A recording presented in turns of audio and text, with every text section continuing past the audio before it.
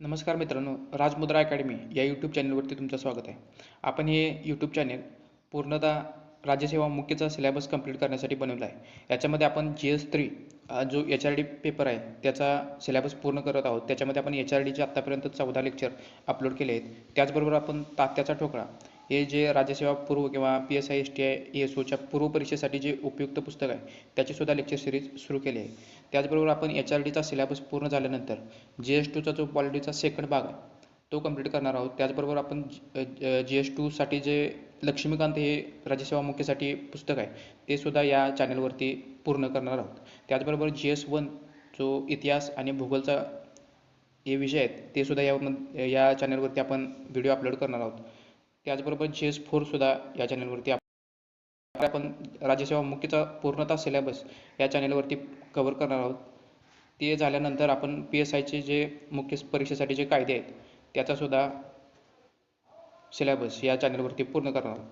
जर तुम्ही आत्तापर्यंत चॅनलला सबस्क्राईब केलं नसेल तर चॅनलला सबस्क्राईब करा आणि या चॅनलची लिंक जास्तीत जास्त तुमच्या मित्रांपर्यंत शेअर करा.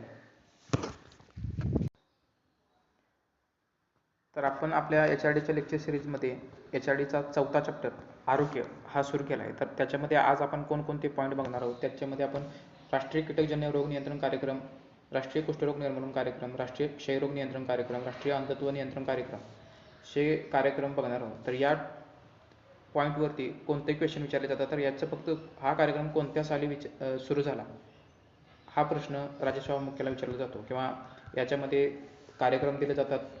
कोणता निर्मूलन कार्यक्रम कधी एका साईडला दिलं जातं आणि दुसऱ्या साईडला त्यांचे साल दिले जातात आणि तुम्हाला जोड्या लावायला विचारलं जातं.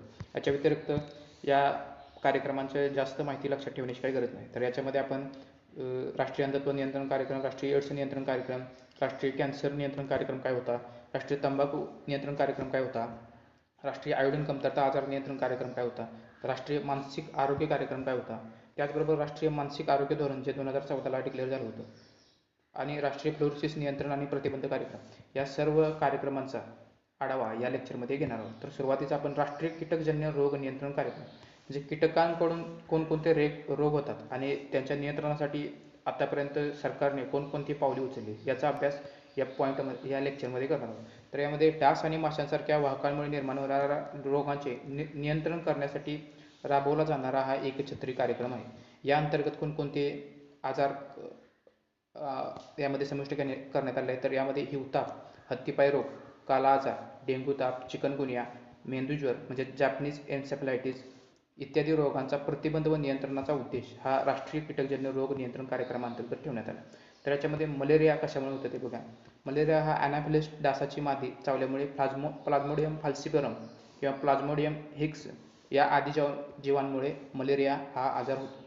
मलेरिया आजार कशामुळे होतो तर अॅनाफिलिस डासाची मादी चावल्यामुळे आणि आदिजीव यांचा कोणता आहे तर प्लाझ्मोडियम फाल्सिपरम किंवा प्लाझ्मोडियम हिक्स हा आदिजीव हा मलेरिया आजारासाठी कारणीभूत आहे. तर मलेरियामुळे होणारा हिवताप हा आजाराच्या नियंत्रणासाठी कार्यक्रम कधी सुरू करण्यात आला तर 1953 साली हिवताप नियंत्रण कार्यक्रमाला सुरुवात करण्यात आली. एकाच रोगाविरुद्ध असलेला जगातील सर्वात मोठा हा आरोग्य कार्यक्रम. यासाठी केंद्राचा वाटा 50% तर राज्याचा वाटा 50% अशा प्रकारे निधीचे वाटप या कार्यक्रमाच्या अंमलबजावणीसाठी केले जाते. या कार्यक्रमाचे नियंत्रण आणि अंमलबजावणीची जबाबदारी ही त्या राज्यांवर टाकण्यात आली आहे. तर हत्तीपाय रोगाविषयी आता माहिती बघा. हत्तीपाय म्हणजेच फिलॅरिसिस डिसीज हा ब्युचेरिया कृमीमुळे होणारा आणि क्युलेक्स व मॅन्सोनियो नावाच्या डासांमुळे पसरणारा रोग आहे. हत्तीरोग कशामुळे होतो तर ब्युचेरिया कृमी आणि क्युलेक्स व मॅन्सोनियो नावाच्या डासांमुळे पसरणारा हा आजार आहे. याच्या नियंत्रणासाठी कार्यक्रम कोणत्या साली सुरू करण्यात आला तर हत्तीपाय रोगाच्या नियंत्रणासाठी 1955ला हत्तीपाय नियंत्रण कार्यक्रम सुरू करण्यात आला. 2002च्या नॅशनल हेल्थ पॉलिसीनुसार 2015पर्यंत हत्तीपाय रोगाचे निर्मूलन करण्याचे उद्दिष्ट 2002च्या राष्ट्रीय आरोग्य धोरणाने ठरवलं आहे. तर WHO नुसार हे उद्दिष्ट 2020 सालापर्यंत जागतिक स्तरावर निर्मूलनाचं उद्दिष्ट साध्य करण्याचं आहे. तर तिसरा आजार आहे काला आजार. काला आजार कशामुळे होतो तर लॅशमेनिया या आदिजीवामुळे होणारा रोग असून सँडफ्लाय नावाची माशी चावल्याने काला आजार हा होतो. काला आजार कशामुळे होतो तर सँडफ्लाय नावाची माशी चावल्यामुळे आणि आदिजीवी यासाठी कोणता कारक आहे तर लॅशमेनिया हा आदिजीव यासाठी कारणीभूत आहे. तर काला आजाराच्या नियंत्रणासाठी कोणत्या वर्षी कार्यक्रम सुरू झाला? तर 1990-91ला काला आजार नियंत्रणासाठी कार्यक्रम सरकारने सुरू केला. 2002च्या नॅशनल हेल्थ पॉलिसीनुसार 2010पर्यंत काला आजार या आजाराचे निर्मूलन करण्याचे उद्दिष्ट या कार्यक्रमांतर्गत ठरवण्यात आलं. आता चौथा आजार आहे मेंदूज्वर म्हणजे जापनीज एन्सेफलायटिस. हा कशामुळे होतो? तर क्युलेक्स विषाणू गटातील डासामार्फत पसरवला जाणारा हा विषाणूजन्य रोग आहे. हा रोग प्रामुख्याने डुक्कर व पाण पक्ष्यांमध्ये आढळतो. मानव हा त्याचा शेवटचा आश्रयस्थान म्हणजे डेड होस्ट असल्यामुळे मानवाकडून याचा प्रसार होत नाही. या विषाणूच्या वाहक डासांची पैसा भात शेतासारख्या पाणथळीच्या जागांवर जास्त प्रमाणात होते. तर याच्यानंतर आपण डेंग्यू ताप बघूया. डेंग्यू ताप हा एक विषाणूजन्य रोग आहे. हा एडिस इजिप्ती नावाचा डास चावल्यामुळे होतो. हा डास फक्त दिवसाचा होतो. डेंग्यू ताप होण्यासाठी जो डास आहे तो फक्त दिवसाचा होतो आणि तो कोणता डास आहे तर एडिस इजिप्ती हा विषाणूजन्य रोग आहे. त्याच्यानंतर चिकनगुनिया नावाच्या विषाणूमुळे हा रोग आजार होतो. याचा प्रसार एडिस इजिप्ती डासांमुळे चिकनगुनियाचा प्रसार होतो. तर आता महत्त्वाचे कार्यक्रम कोणते? तर राष्ट्रीय गहन हिवताप निर्मूलन कार्यक्रम. याचा लक्ष्य आजार कोणता होता? तर हिवतापाच्या निर्मूलनासाठी हा कार्यक्रम सुरू करण्यात आला होता. याचा वाहक डास कोणता आहे? तर किंवा ॲनाफिलीस डासाची मादी चावल्यामुळे हिवताप होतो. तर या रोगाच्या निर्मूलनासाठी कोणकोणते कार्यक्रम राबवण्यात आले? तर 1953ला राष्ट्रीय हिवताप नियंत्रण कार्यक्रम सुरू करण्यात आला. 1958ला राष्ट्रीय हिवताप निर्मूलन कार्यक्रम, 1953ला नियंत्रण कार्यक्रम, राष्ट्रीय हिवताप नियंत्रण कार्यक्रम, 1958ला राष्ट्रीय हिवताप निर्मूलन कार्यक्रम, 2005ला राष्ट्रीय गहन हिवताप नियंत्रण कार्यक्रम. या अंतर्गत DDT फवारणी, मॅलिथिओनचा वापर करणे, गप्पी मासे पाळणे, हिवतापाविषयी जागरूकता निर्माण करण्याचे कार्य या कार्यक्रमांतर्गत स्वीकारण्यात आले. तर दुसरा आजार आहे राष्ट्रीय हत्तीपाय नियंत्रण कार्यक्रम. याचा लक्ष्य आजार कोणता होता? तर हत्तीपाय. हा कशामुळे होतो? तर क्युलेक्स नावाचा डास चावल्यामुळे हत्तीपाय हा रोग होतो. तर याच्या नियंत्रणासाठी कार्यक्रम कोणत्या साली सुरू करण्यात आला? तर 1955ला राष्ट्रीय हत्तीपाय नियंत्रण कार्यक्रम सुरू करण्यात आला. तर 2002ला हत्तीपायाचे 2015पर्यंत निर्मूलनाचे लक्ष्य स्वीकारण्यात आले. 2017 साली हत्तीपायाचे 2017पर्यंत निर्मूलनाचे लक्ष्य स्वीकारण्यात आले. याच्यानंतर कोणता आजार आहे? तर काला आजार नियंत्रण कार्यक्रम. याचा लक्ष्य आजार आहे काला आजार. तर हा कशामुळे होतो? तर सँडफ्लाय नावाची माशी चावल्यामुळे काला आजार होतो. याच्या नियंत्रण कार्यक्रम कधी सुरू करण्यात आला? तर 1990ला काला आजार नियंत्रण कार्यक्रम सुरू करण्यात आला. तर 2002 साली काला आजाराचे 2010पर्यंत निर्मूलनाचे लक्ष्य ठरवण्यात आले. 2017 साली काला आजाराचे 2017पर्यंतच निर्मूलनाचे लक्ष्य ठरवण्यात आले. तर हिवताप नियंत्रण कार्यक्रम कधी सुरू करण्यात आला? तर राष्ट्रीय हिवताप नियंत्रण कार्यक्रम हा 1953ला सुरू करण्यात आला. तर राष्ट्रीय हत्तीपाय नियंत्रण कार्यक्रम कधी सुरू करण्यात आला? तर 1955ला राष्ट्रीय हत्तीपाय नियंत्रण कार्यक्रम सुरू करण्यात आला. तर काला आजार नियंत्रण कार्यक्रम कधी सुरू करण्यात आला? तर 1990ला काला आजार नियंत्रण कार्यक्रम सुरू करण्यात आला. तर याच्यानंतर आता आपण राष्ट्रीय कुष्ठरोग निर्मूलन कार्यक्रम बघूया. National leprosy eradication programme. हा कार्यक्रम 1955ला सुरू झाला. 1955ला राष्ट्रीय कुष्ठरोग नियंत्रण कार्यक्रम सुरू झाला. डम्सन हा एक औषधावर आधारित मोनोथेरपी म्हणजे या डम्सन हे एकच औषध या आजारावरती उपयुक्त आहे. तर 1982ला मल्टीड्रग थेरपीचा वापर कुष्ठरोगाच्या निर्मूलनासाठी करण्यात आला. जो 1955ला राष्ट्रीय कुष्ठरोग नियंत्रण कार्यक्रम सुरू झाला होता त्याच्या वेळी फक्त डम्पसन हे एक औषध वापरलं जात होतं. तर 1982 सालापासून मल्टीड्रग थेरपीचा वापर सुरू करण्यात आला. 1983ला हा कार्यक्रम राष्ट्रीय कुष्ठरोग निर्मूलन कार्यक्रम म्हणून ओळखला जातो. 1955ला हा राष्ट्रीय कुष्ठरोग नियंत्रण कार्यक्रम म्हणून सुरू झाला होता. तर 1983ला हा राष्ट्रीय कुष्ठरोग निर्मूलन म्हणून हा कार्यक्रम ओळखला जाऊ लागला. 1993-94ला राष्ट्रीय जागतिक बँकेच्या सहाय्याने या कार्यक्रमाचा विस्तार करण्यात आला. नॅशनल हेल्थ पॉलिसी 2002 नुसार 2005पर्यंत कुष्ठरोग हद्दपार करण्याचे उद्दिष्ट होते. हे उद्दिष्ट डिसेंबर 2005मध्ये साध्य झाले आहे. कुष्ठरोगाचा आढळ दर कसा मोजला जातो? तर कुष्ठरोगाचा आढळ दर 1 रोगी प्रति 10,000 लोकसंख्या करणे हे उद्दिष्ट नॅशनल हेल्थ पॉलिसी 2002 नुसार ठरवण्यात आलं होतं. हे उद्दिष्ट 2005पर्यंत गाठायचं होतं. तर ते उद्दिष्ट साध्य झालं आहे. मार्च 2015मध्ये देशपातळीवर वरील उद्दिष्ट प्राप्त झाले, परंतु छत्तीसगड आणि दादरा नगर हवेली या राज्यांना हा दर्जा प्राप्त करता आला नाही. कारण छत्तीसगडमध्ये 10,000 लोकसंख्येमागे 2.14 हे कुष्ठरोगाचे रुग्ण सापडतात. तर दादरा नगर हवेलीमध्ये 10,000 लोकसंख्येमागे 4.99 इतके रुग्ण सापडतात. तर आपल्याला कुष्ठरोगाचा आढळदर एक रोगी 10,000 लोकसंख्येमागे इतका कमी करण्याचा होता. ते उद्दिष्ट संपूर्ण देश पातळीवर साध्य झाले, परंतु या एक राज्य आणि एक केंद्रशासित प्रदेशांमध्ये साध्य झालेलं नाही. भारतात कुष्ठरोग रुग्णाचा आढळदर हा 2016 साली 0.66 प्रति 10,000 इतका होता. जागतिक स्तरावर हा दर 0.23 प्रति 10,000 इतका होता. तर राष्ट्रीय कुष्ठरोग निर्मूलन कार्यक्रम कधी सुरू झाला तर 1955ला. राष्ट्रीय कुष्ठरोग नियंत्रण कार्यक्रम 1955ला. तर 1983ला राष्ट्रीय कुष्ठरोग निर्मूलन कार्यक्रम. हे निर्मूलन आणि नियंत्रण हे कीवर्ड लक्षात ठेवा. नियंत्रणाचा कार्यक्रम 1955ला सुरू झाला, तर निर्मूलनाचा कार्यक्रम 1983ला सुरू झाला. आता पुढचा कार्यक्रम आहे राष्ट्रीय क्षयरोग नियंत्रण कार्यक्रम. ट्युबरक्युलोसिस हा जीवाणूजन्य अतिसंसर्गजन्य रोग आहे. ट्युबरक्युलोसिस एक बॅक्टेरियल डिसीज आहे. हा अतिसंसर्गजन्य रोग आहे. 1962 पासून या कार्यक्रमाला सुरुवात झाली.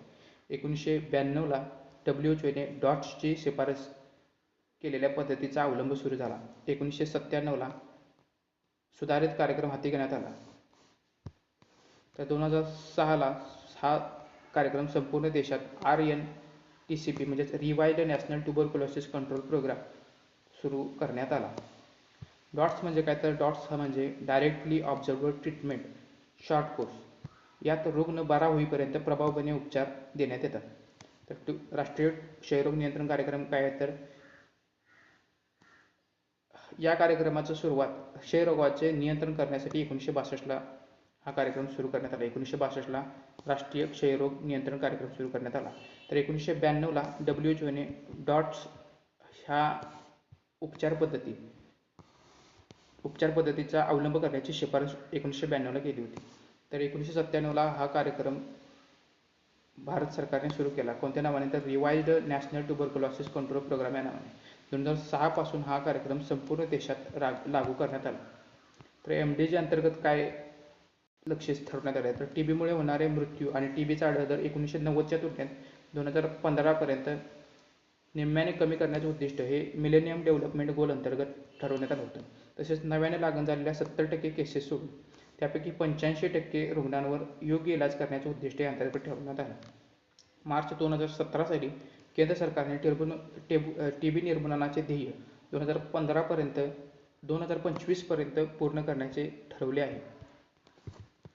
मार्च 2017 साली केंद्र सरकारनं टीबी निर्मूलनाचे उद्दिष्ट कधीपर्यंत पूर्ण करण्याचे ठरवलं आहे, तर 2025 या सालापर्यंत केंद्र सरकारने टीबी निर्मूलनाचं उद्दिष्ट साध्य करण्याचं ठरवलं आहे.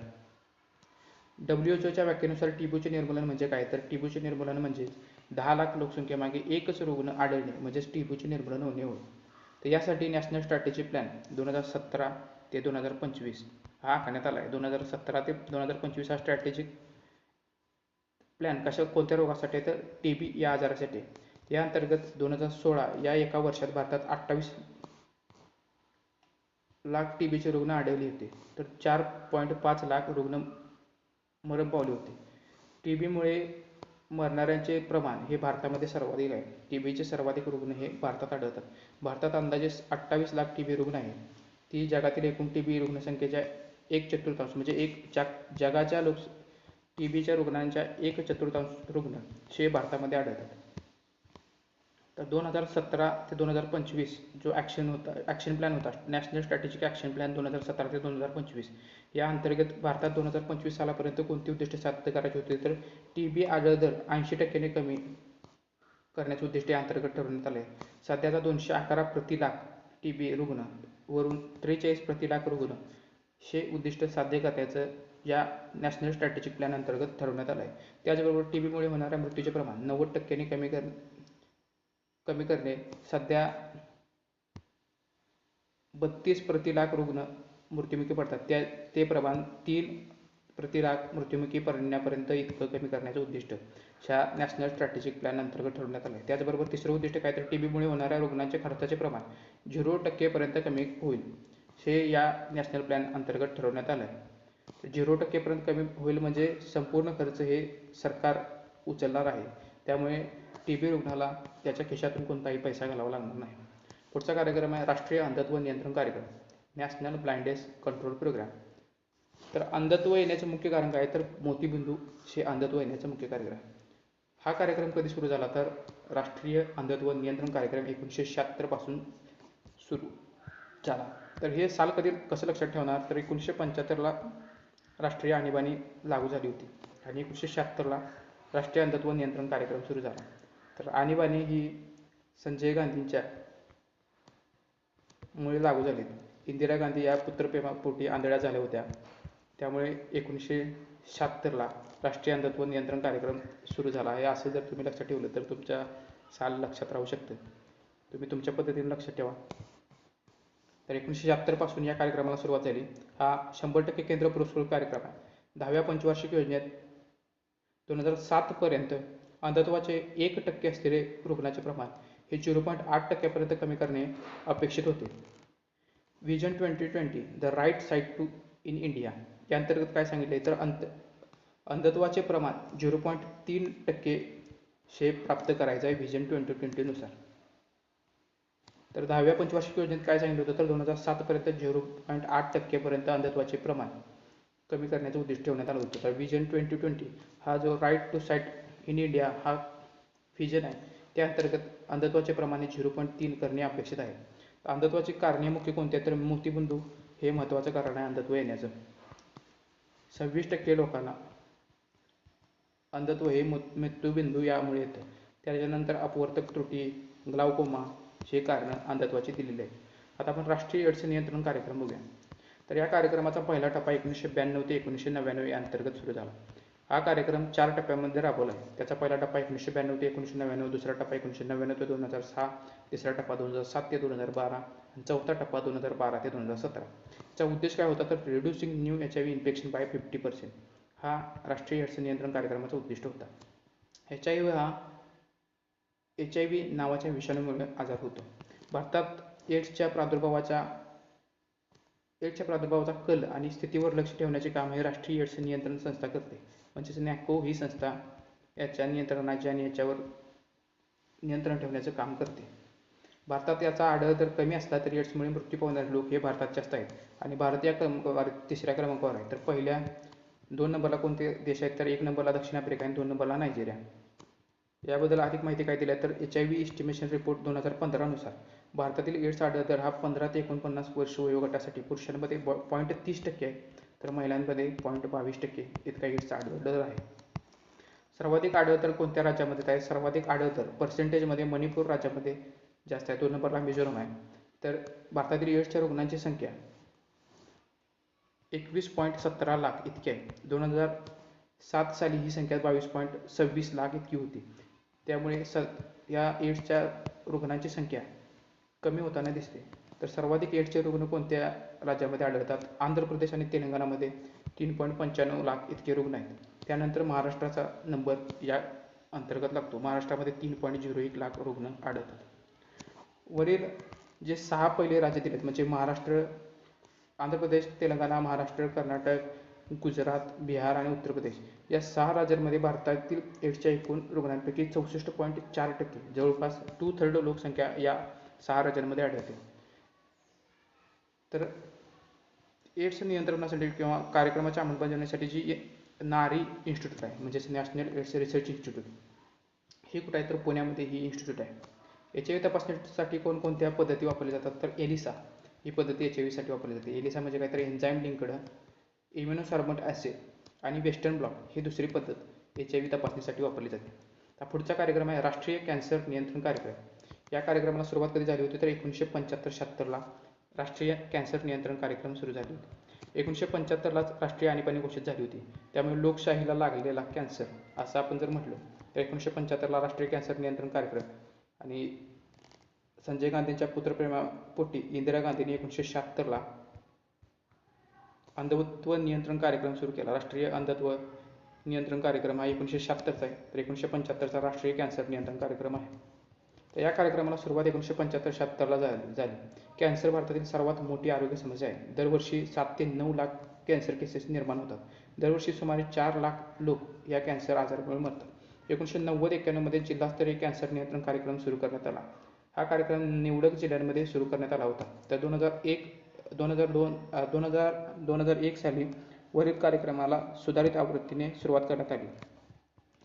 राष्ट्रीय कॅन्सर नियंत्रण कार्यक्रम कधी सुरू झाला होता तर 1975-76ला. 1990-91ला जिल्हास्तरीय कॅन्सर नियंत्रण कार्यक्रम सुरू झाला. 2000 साली या कार्यक्रमामध्ये सुधारणा करून नव्याने कार्यक्रम सुरू करण्यात आला. पुढचा कार्यक्रम आहे तंबाखू नियंत्रण कायदा. तर कॅन्सरसाठी सर्वात कारणीभूत काय तर तंबाखूचे व्यसन.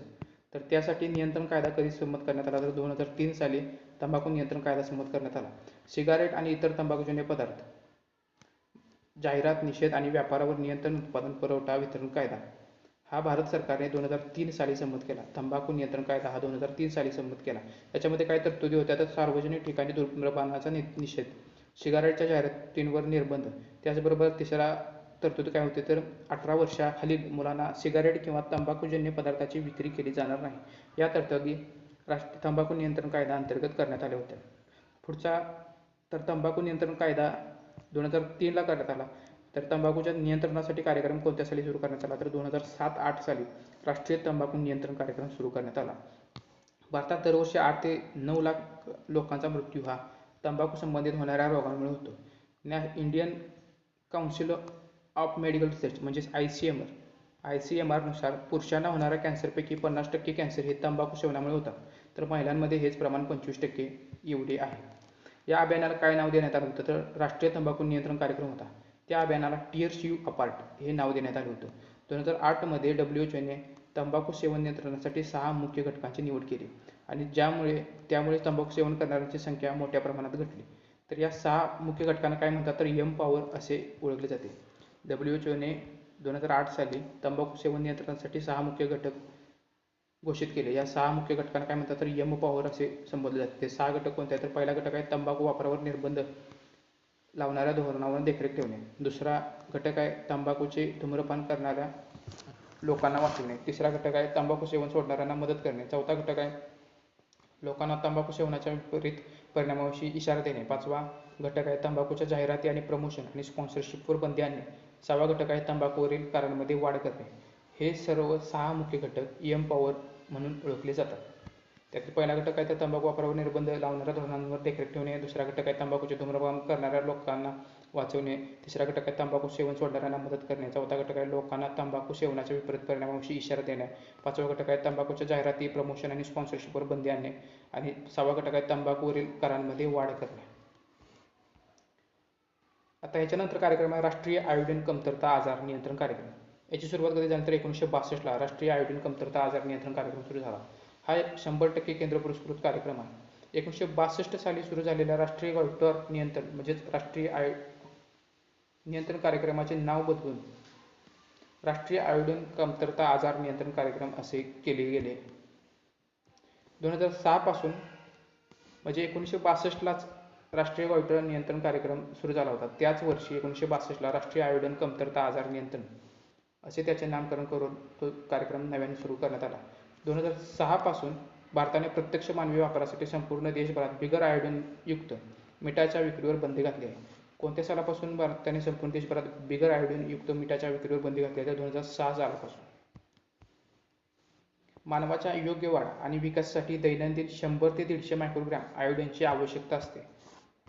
दैनंदिन किती आयोडीनची आवश्यकता असते मानवाच्या विकासासाठी तर दैनंदिन 100 ते 150 मायक्रोग्रॅम आयोडीन प्रत्येक मानवाच्या विकासासाठी दैनंदिन आहारामध्ये गरजेचं आहे. आयोडीनच्या कमतरतेमुळे गलगंड हा आजार होतो. याचबरोबर शारीरिक व मानसिक वाढ खुंटणे तसेच गर्भपात, मृत अर्भकांचा जन्म इत्यादी आजार होऊ शकतात. राष्ट्रीय मानसिक आरोग्य कार्यक्रम याच्यामध्ये मृत अर्भकाचा जन्म म्हणजे स्टील बर्थची व्याख्या काय तर जर अर्भक हे मृत जन्माला आले तर त्याला स्टील बर्थ असं संबोधलं जातं. तर राष्ट्रीय मानसिक आरोग्य कार्यक्रम कधी सुरू झाला तर 1982ला राष्ट्रीय मानसिक आरोग्य कार्यक्रम सुरू झाला. तर याचा उद्देश काय होता तर अवेलेबिलिटी, ॲक्सेसिबिलिटी आणि मिनिमम मेंटल हेल्थ केअर हा राष्ट्रीय मानसिक आरोग्य कार्यक्रमाचा उद्दिष्ट होता. 1996 पासून केंद्र पुरस्कृत जिल्हा मानसिक आरोग्य कार्यक्रम सुरू करण्यात आला. राष्ट्रीय मानसिक आरोग्य कार्यक्रम 1982ला सुरू झाला. 1986 पासून केंद्र पुरस्कृत जिल्हा मानसिक आरोग्य कार्यक्रम सुरू करण्यात आला. तर राष्ट्रीय मानसिक आरोग्य धोरण कधी सुरू करण्यात आलं तर 2014ला राष्ट्रीय मानसिक आरोग्य धोरण घोषित करण्यात आले. तर राष्ट्रीय मानसिक आरोग्य कार्यक्रम 1982ला सुरू झाला होता. हे 2014चं धोरण कोणत्या दिवशी जाहीर झालं तर 10 ऑक्टोबर 2014 रोजी राष्ट्रीय मानसिक आरोग्य धोरण जाहीर करण्यात आलं. 10 ऑक्टोबर का तर 10 ऑक्टोबरला आंतरराष्ट्रीय मानसिक आरोग्य दिवस असतो. त्याच दिवशी राष्ट्रीय मानसिक आरोग्य धोरण जाहीर करण्यात आलं. WHO नुसार 2020 पर्यंत भारतातील 20% लोकसंख्या मानसिक आजाराला बळी पडलेली असेल असे WHO ने वाकीत केलं आहे.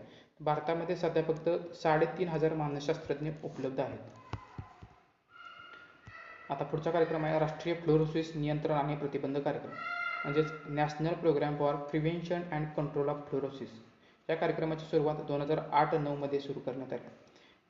या अंतर्गत काय सांगितलं तर पिण्याच्या पाण्यातून किंवा अन्नातून जर फ्लोराईड शरीरात गेले तर फ्लोरोसिस हा आजार होतो. त्यामुळे दातांचा फ्लोरोसिस, हाडांचा फ्लोरोसिस होऊ शकतो. भारतातील 20 राज्ये आणि 230 जिल्ह्यांमध्ये फ्लोराईडचे प्रमाण जास्त आढळते.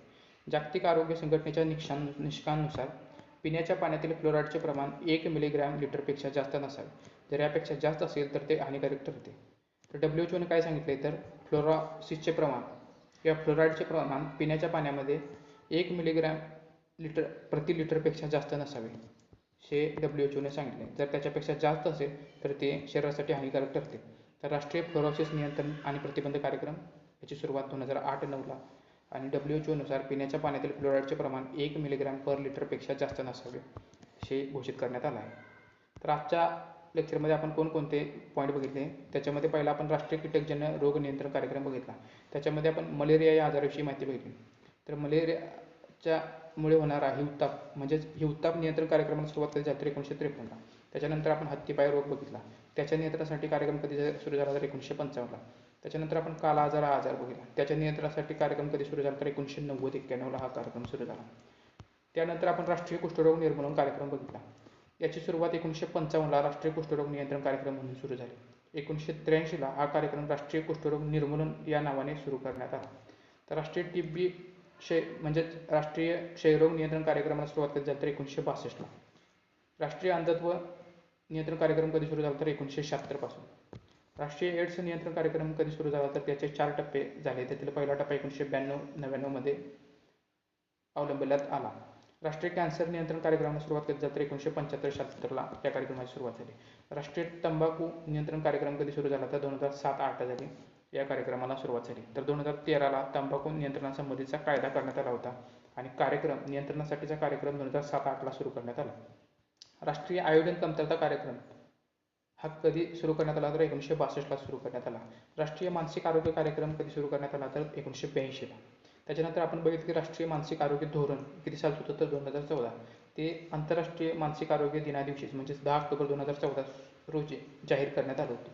त्यानंतर आपण शेवटचा कार्यक्रम राष्ट्रीय फ्लोरोसिस नियंत्रण आणि प्रतिबंध कार्यक्रम बघितला ज्याची सुरुवात 2008-9ला करण्यात आली होती.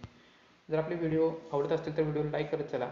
चॅनलला सबस्क्राईब केलं नसेल तर चॅनल सबस्क्राईब करा आणि या व्हिडिओची लिंक जास्तीत जास्त मित्रांपर्यंत पोहोचवण्याचा प्रयत्न करा.